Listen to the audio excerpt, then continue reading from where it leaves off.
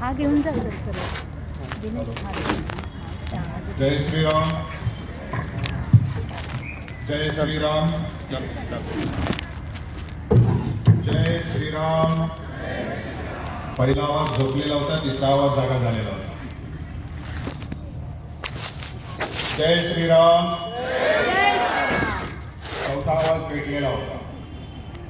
जय श्रीराम. जय श्रीराम. हा हिंदू एकतेचा आवाज होता.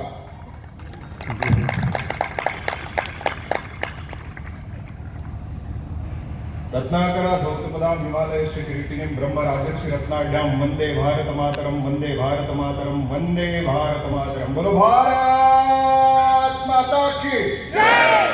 वंदे वंदे. मंचावर उपस्थित श्रीहरी महाराज,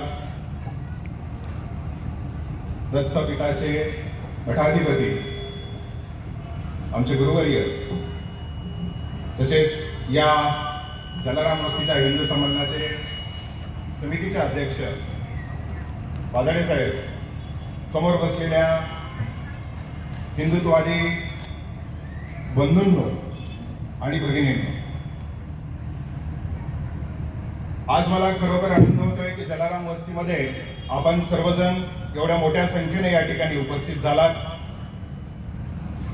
आम्ही हिंदू संमेलन म्हटलं की हे कोणाचं आहे, कोणी आयोजित केलंय, असे प्रश्न स्वाभाविकपणे मनामध्ये उपस्थित व्हायला लागतात. परंतु आम्ही सकल समाज म्हणून एकत्रित यायचा जेव्हा विचार करतो तेव्हा बाजूच्या पोटात दुखल्याशिवाय राहत नाही. कारण माणसाचा एक स्वाभाविक गुणधर्म आहे, तो स्वतः व्यायाम करायला लागला, शक्ती वाढवायला लागला, गुणसंपन्न व्हायला लागला की बाजूच्याला भीती वाटायला लागली. परंतु आम्ही आमचा हा व्यायाम, आम्ही आमची ही गुणसंपन्नता, आम्ही आमची ही एकत्रित शक्ती ही आमच्या स्वतःच्या विकासासाठी वापरत आहोत. कुणाला प्रतिक्रिया देण्यासाठी नाही, तर आमचा प्रतिसाद बघण्यासाठी हे हिंदू संमेलन आयोजित आम्ही केलेलं आहे. आपल्या प्रास्ताविकामध्ये उल्लेख आला की हिंदू म्हणजे नेमकं कोण. 10 वर्षापूर्वी, 20 वर्षापूर्वी, 40 वर्षापूर्वी, 50 वर्षापूर्वी कोणीतरी दिलेला शब्द आहे का? तर नाही. सर्वात प्राचीन जो ग्रंथ आहे त्याचं नाव आहे ऋग्वेद. आणि या ऋग्वेदातल्या बृहस्पती आगम मध्ये एक श्लोक येतो, हिमालय समारभ्यम यावत हिंदू सरोवरम तव देव निर्मितम देशम हिंदुस्थानम प्रत्यक्षते. हिंदुस्थान नाव, हा हिंदू शब्द सर्वात प्राचीन असलेल्या ग्रंथांमधून आपल्याला सापडतो, आपल्याला दिलेला मिळतो. तोच नव्हे, तो मेरुतंत्र नावाचा एक ग्रंथ आहे, तो शैवपंथातील ग्रंथ आहे. त्याच्यामध्ये हीनम च दुष्यतेवम हिंदुश्च ऋतुश्चित प्रिये, जो हीन भावना सोडून ज्ञानाच्या मागे धावलेला आहे असा जर कोणी असेल तर तो हिंदू आहे. हे नव्हे तर माधव दिग्विजय नावाचा ग्रंथ आहे, पुरातन ग्रंथ आहे. त्याच्यामध्ये सुद्धा एक उल्लेख आढळतो की ओंकार मंत्र मुलाढ्याम पुनर्जन्म दृढाशया गो भक्तो भारत गुरु हिंदुर हिंस दूषकः. जे हिंसेचं जो दूषण करतो, गो भक्त जो आहे आणि पुनर्जन्मावर ज्याचा दृढ आशय आहे, ओंकार ज्याचा मूल मंत्र आहे, असा हिंदू या भारत देशामध्ये राहतो. मग या भारत देशाला आम्ही कधीतरी समजून घेतलंय का? हिंदू म्हणून आम्ही ज्या देशामध्ये राहतो त्या हिंदुस्थानला कधीतरी आम्ही समजून घेतलंय का? त्याची भौगोलिक रचना नीट समजून घेतली आहे का? अगदी हिमालयाच्या पासून ते हिंदू सरोवरापर्यंत, हिंदी महासागरापर्यंत आम्ही त्याची रचना नीट समजून घेतली आहे का? तर ती आम्हाला आमच्या मुलांना भविष्यासाठी समजून घेण्यासाठी, उमजून घेण्यासाठी खूप काळाची गरज आहे. भारतवर्ष नेमकं कुठे पुढे कुठपर्यंत होतं? आज आम्हाला जो लाओस देश मिळतोय बघायला किंवा ऐकायला, पाहायला मिळतोय, तो लाओस देश आपल्या श्रीराम प्रभूच्या पुत्राचं नाव जे लव होतं, त्या लवाने तिथं जाऊन राज्य केलंय. तो लाओस देश आहे, कंबोज देश आहे, इंडोनेशिया देश आहे. हे सगळे भारतवर्षाचे भाग होते. आमच्या गांधारीचं माहेर कंदार होतं. हिंदुकुश पर्वत तिथे आजही आहे. या हिंदुकुश पर्वतापासून ते कंबोडियापर्यंत आणि हिमालयापासून ते हिंदी महासागरापर्यंत हे भारतवर्ष होतं. आणि या भारतवर्षाचं वर्णन करत असताना भारत कोई जमीन का टुकड़ा नहीं है, ये जीता जागता राष्ट्रपुरुष है. हिमालय इसका मस्तक है, कश्मीर इसका किरीट है, पंजाब और बंगाल दो विशाल कंधे हैं, पूर्वी और पश्चिम घाट दो विशाल जंगाएं हैं, कन्याकुमारी इसके चरण है, सागर इसके पग पकारता है. ये चंदन की भूमि है, अभिनंदन की भूमि है, ये तर्पण की भूमि है, ये अर्पण की भूमि है. इसका कंकर कंकर शंकर है, इसका बिंदु बिंदु गंगा जल है. हम जिएंगे तो इसके लिए, हम मरेंगे तो इसके लिए. ही भारतवर्षाची सोपी व्याख्या आपण नीट लक्षात घेतली पाहिजे. चंदन है इस देश की माटी, तपोभूमी हर ग्राम है, हर बाला देवी की प्रतिमा, बच्चा बच्चा राम है. आमच्या भूमीला आम्ही माता म्हणतो. आमच्या प्रत्येक गावाला ही तपस्या भूमी म्हणतो. तुम्ही अमेरिका माता की जय ही घोषणा कधी ऐकली नसेल. इंग्लंड माता की जय अशी घोषणा कधी ऐकली नसेल. रशिया माता की जय, जपान माता की जय अशी कधीही घोषणा ऐकल्या नसतात. परंतु आम्ही जन्मल्याबरोबर आमच्या पोटातल्या लेकराला माहिती आहे भारत माता की जय म्हणायचं असतं. ज्या भूमीला आम्ही मातेचा दर्जा देतो, जी आमचं पालन पोषण करते, जी आमचं रक्षण करते, जिच्यावर आम्ही वाढतो, खेळतो, बागडतो, अशी आमची भूमी, आम्ही तिला माता म्हणून संबोधतो. काही ठिकाणी फादरलँड असतात, काही ठिकाणी पालनकर्ती भूमी असते, काही ठिकाणी सांभाळणारी भूमी असते. परंतु आम्ही एकमेव भारत देश असा आहे जगाच्या पाठीवर की आम्ही तिला मदरलँड म्हणतो, मातृभूमी म्हणतो. म्हणून या अभिमानाने आम्ही सगळेजण एक आहोत. आमच्या समान संकल्पना काही आहेत. हिंदू म्हणून आमच्या काही समान संकल्पना आहेत. आमचे चारी धाम सर्वांचे सारखे आहेत. आमचे चारी वेद सगळ्यांचे सारखे आहेत. चारी पुरुषार्थ सगळ्यांचे सारखे आहेत. आमची अहिंसा ही कल्पना सर्वांची सारखी आहे. आमची कृतज्ञता ही सर्वांची सारखी आहे. आमची परोपकार ही सर्वांचे सारखे आहेत. कर्तव्य पालन धर्म म्हणून पित्याचे असतील, मातेचे असतील, पुत्राचे असतील, हे जवळपास सर्वांचे सारखे आहे. परोपकार, स्त्रीविषयीचा आदर हा आमचा सगळ्यांचा जवळपास सारखा आहे. करुणा आहे, संयम आहे. आमची त्रिकोण शुद्धीमितीची जी वर्णन पद्धती आहे, मन वाणी कर्म या सर्वांची त्रिकोण शुद्धी करण्याची जी पद्धती आहे ती जवळपास सगळ्यांची सारखी आहे. भले आमचे पंथ अनेक असतील, भले आमची उपासना पद्धती वेगवेगळी असेल, परंतु हिंदू म्हणून त्याचा उद्देश एक आहे. हे आजच्या पिढीला आम्हाला नीट समजून घेतलं पाहिजे, सांगितलं पाहिजे आणि आपण जे शिकत आलो ते पुढच्या पिढीकडे नेलं पण पाहिजे. परंतु हे तत्वज्ञान कितीही श्रेष्ठ असलं, कितीही मोठं असलं, आम्ही जगामध्ये कितीही याचा प्रचार प्रसार करण्याचा प्रयत्न केला तरी एक त्याच्या पाठीमागे असतं की समाज म्हणून जी शक्ती पाठीमागे उभा राहायला लागते, ती समाज शक्ती बळ, आणि जे बळ ज्याच्या पाठीमागे असतं त्याची गोष्ट सगळेजण ऐकतात.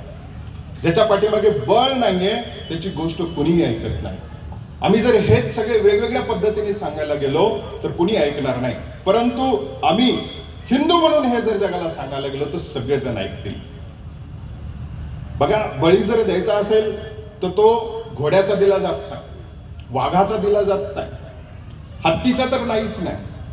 परंतु बळी दिला जातो जो दुर्बल आहे, ज्याला पकडून आणून ठेवून पकडलं, त्याचा बळी दिला तरी तो काही ओरडणार नाही, अशाचा बळी दिला जातो.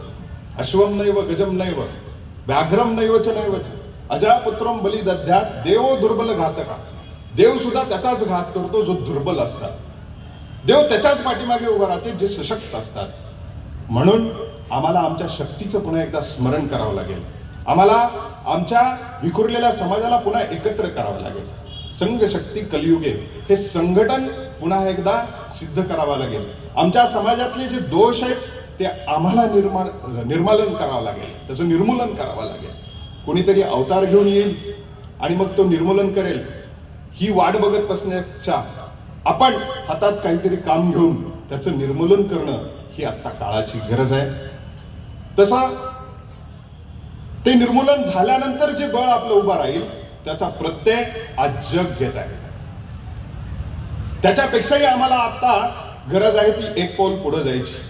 कारण आपला समाज तोडण्यासाठी आता कुटील कारस्थानं केली जातात, आंतरराष्ट्रीय कुटील कारस्थानं केली जातात. राज्य वेगळं कसं होईल, समाज कसा तुटेल, जातीत कशी भांडणं लागली जातील, महापुरुषांच्या नावाने कशी भांडणं लागली जातील, याचा सर्व विचार आंतरराष्ट्रीय स्तरावरून केला जातो.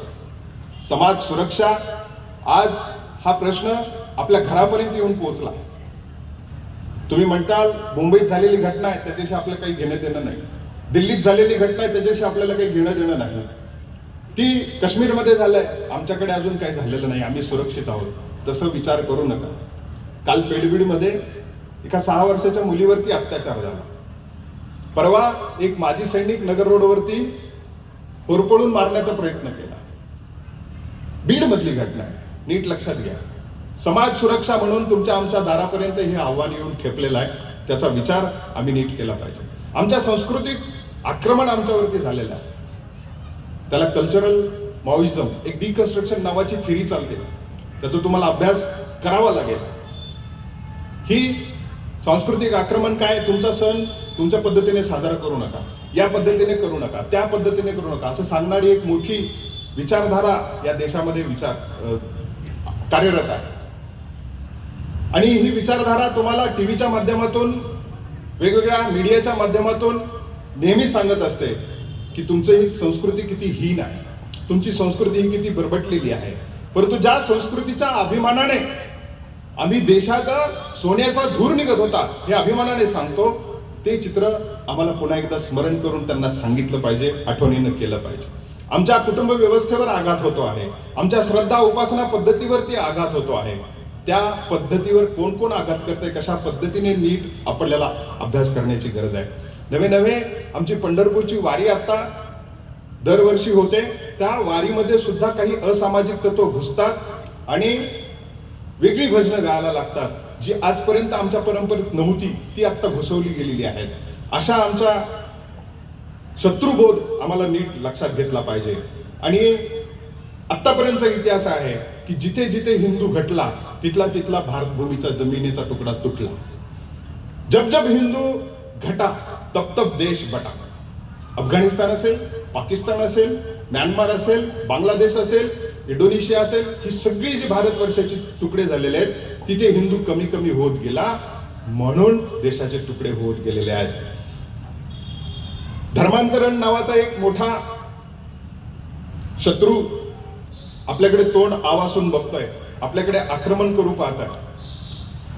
वनवासी भागामध्ये आदिवासींचं जे धर्मांतरण चालतंय ते सेवेचं रूप घेऊन आलेला राक्षस त्यांची लचके तोडून त्यांना स्वतःच्या धर्मात घेऊन जातोय आणि भिकारी बनवतोय. साऊथ आफ्रिकेतलं एक उदाहरण आहे की बायबल हातात घेऊन आले, आमचा धर्म स्वीकारा म्हणून सांगितलं आणि बायबल हातात घेतलंय त्यांनी आणि त्यांच्या जमिनी बायबल देणाऱ्यांच्या हातात आहेत. आज ते त्यांच्याकडे मजूर म्हणून कामाला आहे. हा संदेश जगाने नीट लक्षात घेण्यासारखा आहे, हिंदूंनी नीट लक्षात घेण्यासारखा आहे. गावागावामध्ये आणि जातीपातीमध्ये पंथ संप्रदाय विसरून हिंदू म्हणून एक म्हणून येणं आजची काळाची गरज आहे. कितीतरी आक्रमणं आपल्याला बघायला मिळतात. वोट जिहाद आहे, लव जिहाद आहे, लँड जिहाद आहे, थूक जिहाद आहे. अशा आव्हानांना सुद्धा आम्हाला तोंड देता आलं पाहिजे. वोट जिहादचं उदाहरण आपल्याला धुळे लोकसभा मतदारसंघातून बघायला मिळतं की पश्चिम बंगालमध्ये सुद्धा बघायला मिळतं की गुजरात मधला एक क्रिकेटर पश्चिम बंगालमध्ये निवडणूक लढवायला जातो आणि तिथे बहुमताने निवडून येतो. काही संबंध नाही, प्रचार करण्याचा येत नाही, काही नाही, फक्त आम्ही ठरवलं तो उमेदवार आम्ही निवडून देणार. अशा पद्धतीचं सुद्धा एक नवीन प्रकारचं संकट निवडणुकीमध्ये आपल्याला बघायला मिळते. आणि निवडणुकीच्या वेळेस आपण शांतपणे जर झोपलेलो असू तर लक्षात घ्या, पुढच्या 10 वर्षामध्ये तुमचा आवडता नेता निवडून येणं अवघड आहे. निवडणुकीच्या वेळी आम्ही जर सुट्टी घेणार असू तर तुम्हाला नंतर कोणालाही नाव ठेवता येणार नाही. ते म्हणतील ते ऐकायचं आणि गप्प राहायचं, या पद्धतीचं संकट आम्हाला उभं राहू शकतं.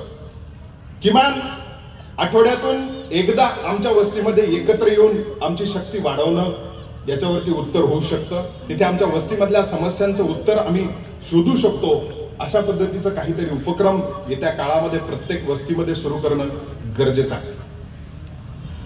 आपल्याला इथून पुढच्या काळामध्ये या सर्व समस्यांवरती उत्तर शोधायचं असतील तर इथून पुढे 5 गोष्टी आपल्याला नक्की कराव्या लागतील. ती पंचपरिवर्तन आपल्या समाजामध्ये आपल्याला घडवून आणावं लागेल. त्यात काही सामाजिक शक्ती म्हणून किंवा आमचं मंडळ म्हणून आम्ही त्यात काही काम करत असूही, परंतु अजूनही त्याच्यातली तीव्रता वाढवणं गरजेचं आहे. पहिली गोष्ट आहे सामाजिक समरसता. आम्ही वेगवेगळ्या जातीपातीमध्ये विभागलो, परंतु आमचा संतांचा संदेश आहे विष्णुमय जग, वैष्णवांचा धर्म भेदाभेद अमंगळ. हा भेदाभेद आम्हाला मान्य नाही. जो जे वांचिल तो ते लाहो प्राणी जात, ही प्राणी जात आम्हाला नीट लक्षात घेतली पाहिजे. हा भेदाभेद संपवला पाहिजे. त्याच्यासाठी उपाय म्हणून माझं घर हे सर्वांसाठी असलं पाहिजे, माझा व्यवहार हा सर्वांसोबत असला पाहिजे, माझी मित्रता सर्वांशी असली पाहिजे. हे छोटे छोटे उपाय आम्हाला करावे लागतील.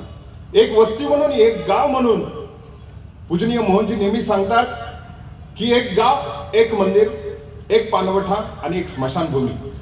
हे तत्व आम्हाला सुरू करावं लागेल, स्वीकारावं लागेल. पिछड़ गए जो है उन्हें आगे बढ़ाएं, सब समाज को लिए साथ में आगे बढ़ते हैं जाना. हे आपल्या व्यवहारातून, आचरणातून दाखवून द्यावं लागेल. मंदिर प्रवेशासाठी आजही उपेक्षित समाज पाठीमागे आहे. त्याच्यासाठी पुढे येऊन आम्हाला त्यांच्यासाठी प्रयत्न करावे लागतील. आणि म्हणून समरसता ही खूप महत्वाची आहे. समता आणि समरसता याच्यामध्ये खूप फरक आहे. समता ही ओढून ताणून आणल्या जाऊ शकते, नियम कायदे करून आणल्या जाऊ शकते, परंतु समरसता ही स्वाभाविक असते, सहज असते. दुधामध्ये साखर पडल्यानंतर दूध जसं गोड होतं, साखर स्वतःचं अस्तित्व दाखवत नाही पण गोडपणा दाखवतं. ती जी समरसता आहे त्या समरसतेप्रमाणे आम्हाला आमचा समाज एक करावा लागेल, समरस करावा लागेल. आणि मग दुग्ध शर्करेचा योग जो असतो ते दूध गोड जे लागतं तसं समाजाची गोडी चाकायची असेल तर ही समरसता खूप महत्वाची आहे. दुसरा आहे कुटुंब प्रबोधन. आपला हिंदू समाज इतका बलशाली आहे. परकीय आक्रमण 2-3 हजार वर्षापासून चालू आहेत, परंतु आमची समाज म्हणून जी शक्ती आहे ती आजही जागी आहे. त्याचा आधार आहे, त्याचं केंद्र आहे ते म्हणजे आमचं हिंदू पद्धतीने जगत असलेलं कुटुंब. आईशी वडिलांचं असणारं, वडिलाचं पुत्राशी असणारं, आईचं पुत्राशी असणारं जे रिलेशन आहे, नातं आहे, हे बाहेरच्या देशांमध्ये आम्ही पाहायला भेटत नाही, बघायला भेटत नाही. फादरलेस अमेरिका नावाचं एक पुस्तक आहे. याच्यामध्ये अमेरिकेतली 70% मुलं ही फादरलेस आहेत.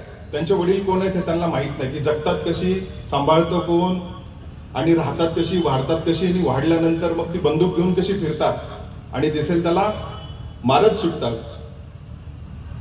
हे संस्कारहीनतेचं लक्षण बाहेरच्या देशामध्ये आम्हाला बघायला मिळतं, परंतु आमच्याकडे तसं नाही. आजी आजोबापासून जे संस्कार होतात ते कुटुंबामधून होतात. म्हणून कुटुंब हे एक आमचं महत्वाचं केंद्र आहे, परंतु त्याच्यावर आज खूप मोठा आघात होताना दिसतोय. टीव्ही मधल्या मालिका असतील, पाश्चात्यांचं अंधानुकरण असेल, किंवा अजून ज्या काही वाईट चालीरीती आपल्यामध्ये घुसतात त्याच्यामुळे असेल, हे कुटुंब आज उद्ध्वस्त होईल की काय अशी भीती कधी कधी वाटते. परंतु त्याच्यासाठी आपल्याला काही उपाय करायचे आहेत. त्याची 6 मंत्र मी तुम्हाला आज सांगणार आहे. 6 भ करायचे आहेत. पहिलं म्हणजे भजन. सर्व घरातल्या लोकांनी एकत्र येऊन 10 मिनिटासाठी का होईना, सर्व परिवारातील लहान थोर, आजी आजोबा, लहान किती वर्षाचा लहान नातू असू देत, मुलगा असू देत, त्याला सोबत घेऊन भजन करायचं 10 मिनिटासाठी. त्याच्यानंतर दुसरं करायचं आहे, तुम्ही जी पद्धती वापरताय, जे संप्रदाय तुमचा आहे, जो उपासना पद्धती तुमची आहे, त्याचं भजन करा, तिचं स्मरण रोज करा. त्या ठिकाणी आमचे कुलदैवत कोण आहे, आमचा कुलाचार काय आहे, त्याची काय महती आहे, आमचे गुरु कोण आहेत, आमचे कुलपुरुष कोण आहेत, याची पण चर्चा त्या ठिकाणी झाली पाहिजे. त्याचं ज्ञान आपल्या मुलांना दिलं पाहिजे. दुसरं आहे भोजन. दिवसातलं एक भोजन घरातल्या सर्वांनी मिळून एकत्र येऊन करायचं. कोणतंही करा, सकाळचं करा, दुपारचं करा, संध्याकाळचं करा. त्यावेळेस मोबाईल, टीव्ही आणि इतर तुमची जी काही इलेक्ट्रिक साधन आहेत ती सगळी बंद ठेवा, जी तुमचं लक्ष विचलित करू शकतात अशी. आणि त्याला बॉक्स केला तर बरं होईल, त्याला कुलूप लावून टाका. जेवण होऊस तर रिमोट सुद्धा कुलूप लावून टाका आणि जेवण होऊस तर फक्त क्रिकेट, पॉलिटिक्स आणि फिल्म, चित्रपट हा विषय सोडून इतर गप्पा मारा जेवताना. जेवण हे स्वदेशी पद्धतीचं बनवा. स्वदेशी पद्धतीचे पदार्थ जर पोटात गेले तर स्वदेशी पद्धतीचे विचार डोक्यात येतील.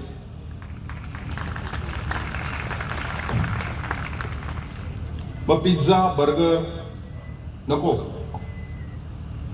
तुम्ही तुमच्या मुलाला खूप पुढारलेलं समजता म्हणून पिझ्झाच्या शोरूम मध्ये घेऊन जाऊन त्याला जर खाऊ घालत असाल तर त्याला सांगायचं की हे अमेरिकेचं अन्न आहे, ते सांगून खाऊ घाल.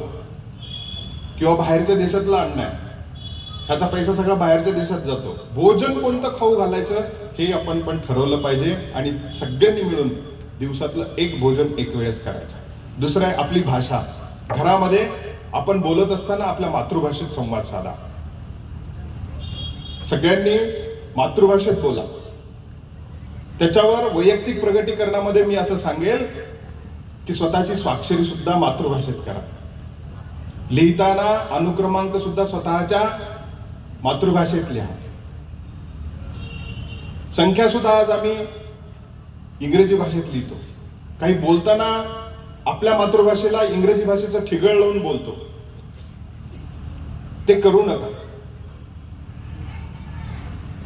कारण भाषा ही एकटी येत नाही, तिची संस्कृती घेऊन येते. आज आम्ही सणांच्या शुभेच्छा सुद्धा सगळ्या हॅपी लावून देतो. Happy Gudi Padwa, happy Diwali, happy Holi, happy Makar Sankrant. मला एक जणाचा काल परवा गुढीपाडव्याला संदेश होता, मेसेज होता की हॅपी मराठी न्यू इयर. याला काय समजायचं? हॅपी मराठी. म्हणलं बाबा रे, तू महाराष्ट्रात राहतोस. एक लक्षात घ्या, भाषेचा संदेश आपल्याला छत्रपती शिवाजी महाराजांनी दिलेला आहे. राजमाता जिजाऊंची राजमुद्रा ही फारसी भाषेतली आहे. राजे शहाजींची राजमुद्रा ही फारसी भाषेतली आहे. परंतु छत्रपती शिवाजी महाराजांनी स्वतःची भाषा ही संस्कृत मधली केली आहे. आणि त्याच्यानंतर जो पायंडा पडला आहे तो अगदी महाराणी ताराबाई नवे नवे, कोल्हापूरचे शाहू महाराज इथपर्यंत सगळ्या संस्कृतमध्ये राजमुद्रा आहेत. आणि कोल्हापूरचे शाहू महाराज तर स्वतःच्या पोटावरती लिहून घेतात, हिंदू उपतपात शहा. स्वभाषा स्वीकारल्यानंतर आणि ठरवल्यानंतर काय बदल घडू शकते. आमच्या संस्कृतीचा अभिमान आम्हीच करायचा, कमी करायचा. आमच्याच भाषेचा अभिमान आम्ही कमी करायचा. म्हणून स्वातंत्र्य मिळाल्यानंतर 2026 यावं लागलं मराठी भाषेला अभिजात दर्जा घेण्यासाठी. स्वतःच्या भाषेचा अभिमान ज्या ज्ञानेश्वरांनी वर्णन केलाय, गदी माडुळकरांनी वर्णन केलेलं आहे, मुकुंदराजांनी वर्णन केलंय, बीड जिल्ह्यातलेच आहे. अशा भाषेचा अभिमान आम्हाला गौरवाने पुढच्या पिढीला नीट सांगावं लागेल. त्याच्यासाठी नीट समजून उमजून घेऊन वागावं लागेल. आमच्या कुटुंबामधली भूषा कशी असली पाहिजे, वेशभूषा. आज कट्टर धर्मीय ज्या शाळेमध्ये शिकतात तशा पॅन्टी आमच्या मुली घालायला लागल्या. कशामुळे? काय संबंध आहे त्याचा? कोणतं वेशभूषा असली पाहिजे? मंदिरात जाताना कसं गेलं पाहिजे, लग्नात जाताना कसं गेलं पाहिजे, पाहुण्यांकडे जाताना, अतिथींकडे जाताना कसं गेलं पाहिजे, सणांमध्ये राहताना कोणते कपडे घातले पाहिजे. बीचवर फिरायला चालल्यासारखं मंदिरात नाही जायचं. पंढरपूर, तुळजापूरला आम्ही जेव्हा गर्दीचे लोंढे बघतो तेव्हा बरमुड्यावर त्या दर्शनाला एक जणाला मी असं हाकलून बाहेर काढलं, जर बाबा तू काही समुद्र किनाऱ्यावर आलास ना, तू समुद्र किनाऱ्यावर फिर. दर्शनाला यायचं असेल तर हिंदू संस्कृतीच्या वेशामध्येच आलं पाहिजे. घरात राहायचं असेल, वरिष्ठांसमोर जायचं असेल तर हिंदू संस्कृतीच्या वेशभूषेमध्येच गेलं पाहिजे.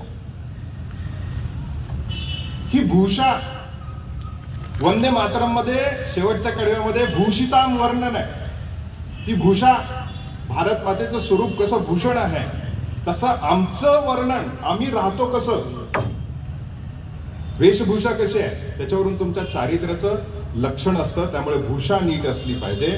त्यामुळे नंतर दुसरं आम्हाला भवन, 5वं भ, आमचं भवन कसं आहे, घर कसं आहे, तुळशी वृंदावन आहे का, बरं तुळशी कशासाठी लावायची हे आमच्या मुलांना नीट समजून सांगा. त्याचं वैज्ञानिक कारण नीट समजून सांगा. 24 तास ऑक्सिजन देणारी झाड आहे.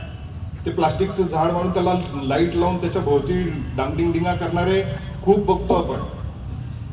परंतु तुळशीच्या समोर प्रदक्षिणा घातल्यानंतर, उभा राहिल्यानंतर तुम्हाला दिवसाची सुरुवात इतकी प्रसन्न होते. 24 तास ऑक्सिजन देणार आहे, त्याच्यासाठी तिच्या भोवती प्रदक्षिणा मारायच्या. त्याच्या समोर अर्घ्य दिलं, अर्घ्यातून जो सूर्यप्रकाश आहे तो तुमच्या डोळ्यात गेल्यानंतर आयुष्यभर चष्मा लागत नाही. हे वैज्ञानिक कारण आपल्या मुलांना नीट समजून सांगा. त्याचा उहापोह करा, चर्चा करा. आपलीच संस्कृती आपण कशी विसरतो याचं उत्तम उदाहरण हे आपणच आहोत. त्याचं स्मरण या हिंदू संमेलनाच्या निमित्तानं परत एकदा करूया.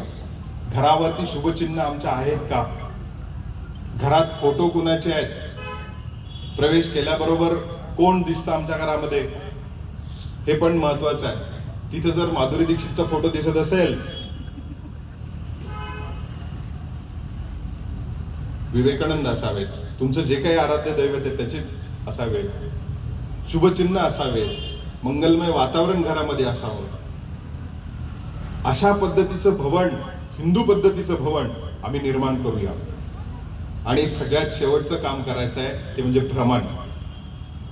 वर्षातून एक प्रवास पर्यटनासाठी करा, तीर्थयात्रेसाठी करा, परंतु एक प्रवास सर्व परिवारांच्या सहित करा.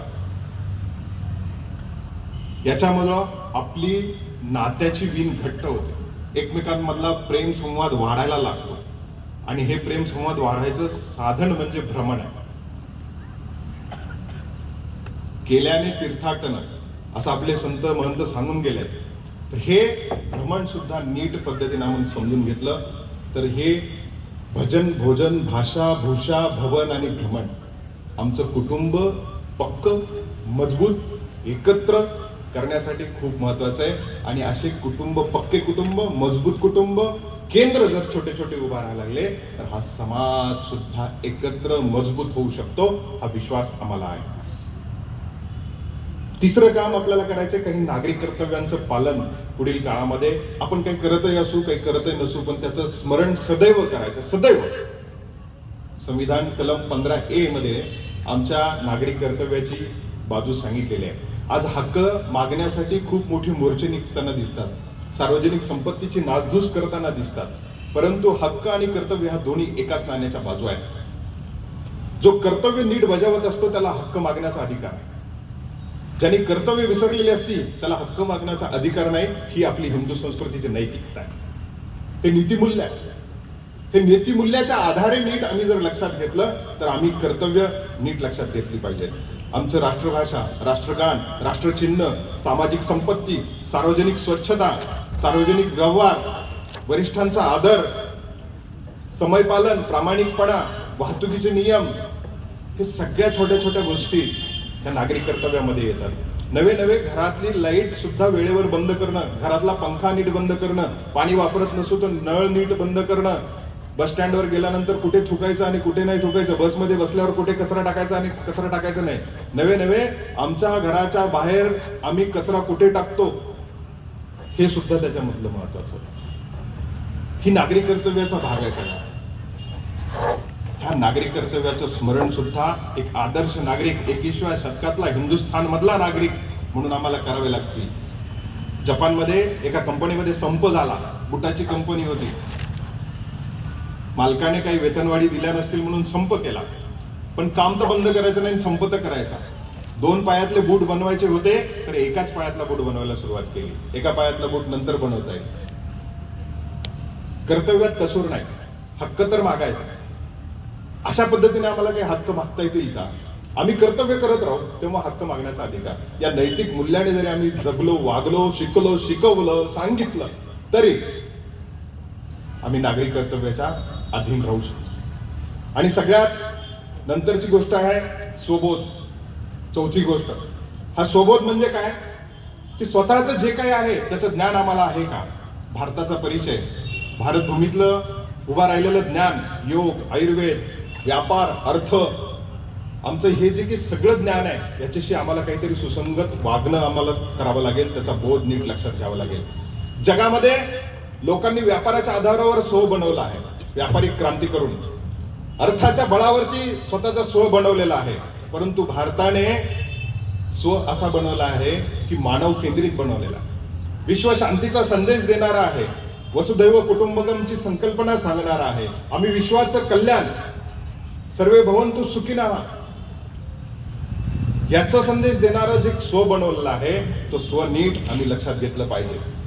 आणि हा स्व एकदा जागा झाला, स्वतंत्र एकदा जागा झालं की नीट लक्षात येईल की मग आपल्या पूर्वजांबद्दलचा आदर त्याला आहे, आपल्या स्वतःच्या देशाबद्दलचं प्रेम त्याला आहे, स्वधर्माबद्दलचं प्रेम आहे, स्वराज्याबद्दलचं प्रेम आहे आणि स्वभाषेविषयी सुद्धा प्रेम आहे.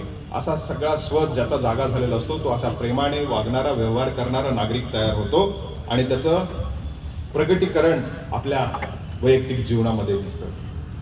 स्वतःचा वाढदिवस सुद्धा आम्ही तिथीने मग साजरा करायला लागलो. दिवे विझवून नाही तर दिवे पेटवून साजरा करायला लागलो. दिवा का पेटवायचा हे सुद्धा आमच्या मुलांना नीट समजून सांगितलं पाहिजे.